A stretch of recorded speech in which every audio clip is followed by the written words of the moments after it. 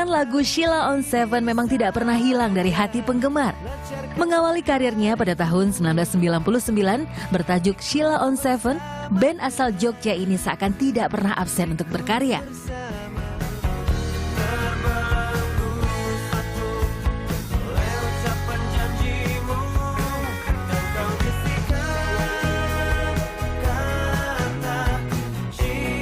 Mengawali kesuksesan di album bertajuk Sheila on 7, lalu kisah klasik pada tahun 2000, Pejantan Tangguh pada tahun 2004, hingga Berlayar pada tahun 2011.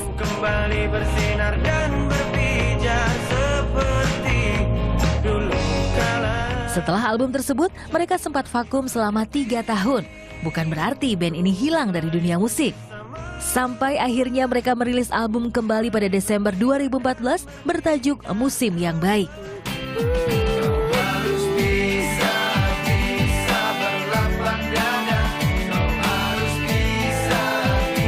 Album ke-8 ini merefleksikan perjalanan Sheila on 7 selama 18 tahun.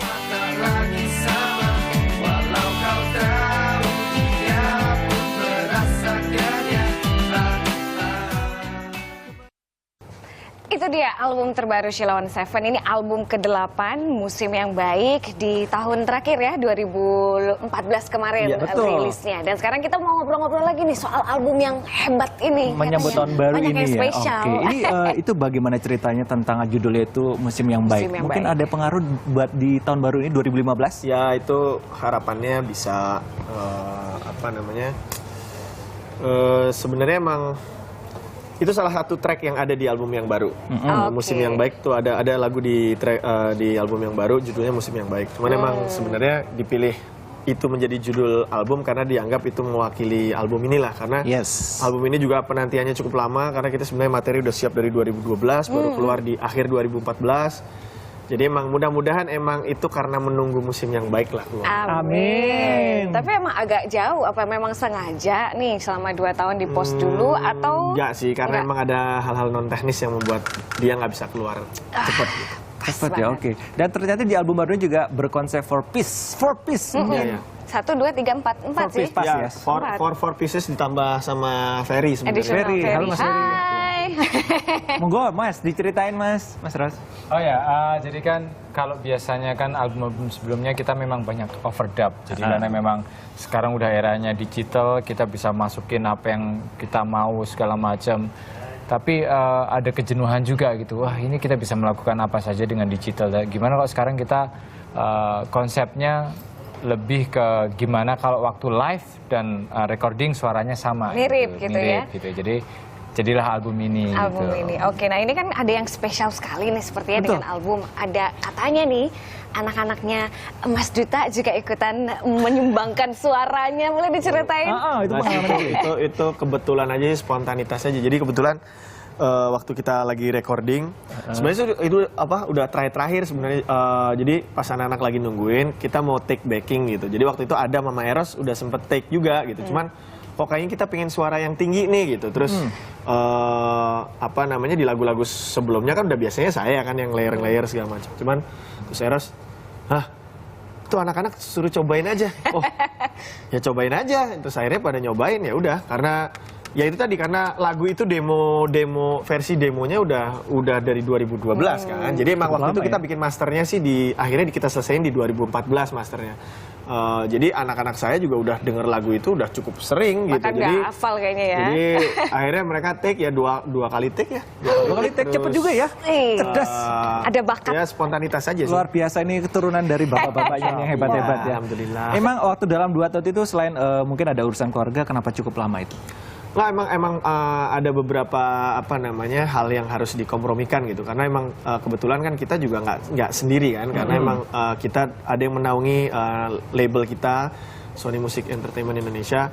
Jadi emang kebetulan di label kita pun juga sempat ada pergantian tampuk kepemimpinan dan lain sebagainya lah. Jadi emang istilahnya brainstorming album ini nih sudah berjalan berapa persen, karena berganti lagi akhirnya kita ngobrol dari nol lagi. Jadi ada beberapa hal yang membuat album itu nggak bisa keluar cepat. Tapi nggak apa-apa, yang penting sekarang albumnya sudah bisa dinikmati. Yang belum bisa di-download ya?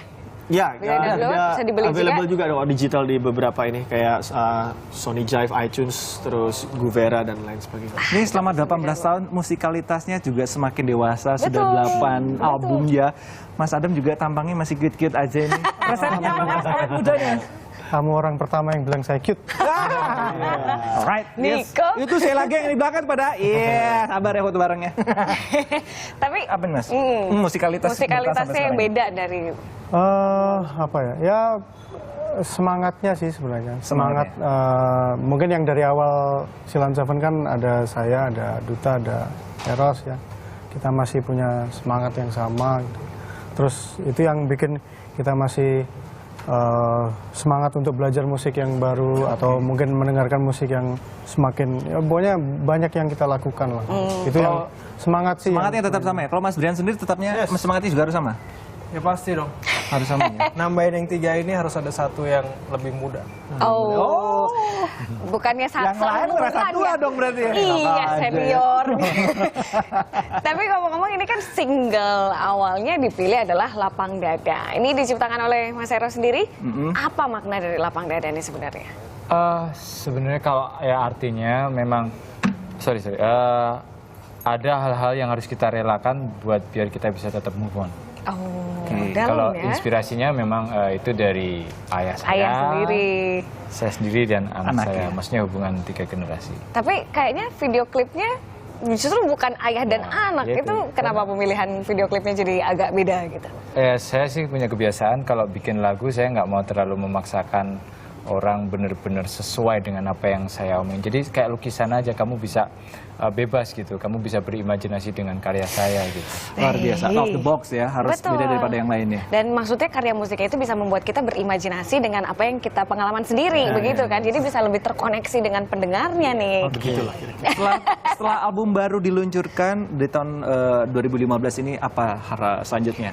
Rencana? Nextnya Sheila on Seven. Ya paling promo-promo, ya mudah-mudahan di 2015 ini kita bisa bikin konser yang gede. Yes, amin. Yang benar-benar Sheila on Seven sendiri. Sebenarnya waktu ulang tahun ke-16 sih di Jogja kita udah sempet bikin juga. Cuman di Jakarta belum nih. Jadi mudah-mudahan kalau kemarin kan kita masih, album belum keluar-keluar nih. Pokoknya kelarin aja dulu album. Album udah keluar, ya oke, akhirnya ya berarti resolusi 2015 ya salah satunya insya Allah bisa bikin konser. yang gede. Oke, tapi kalau ke daerah-daerah juga nggak? Oh ya itu pasti. Karena itu yang ditunggu nih. mengepulkan dapur kita. Iya, Itu yang luar penting biasa. juga ya.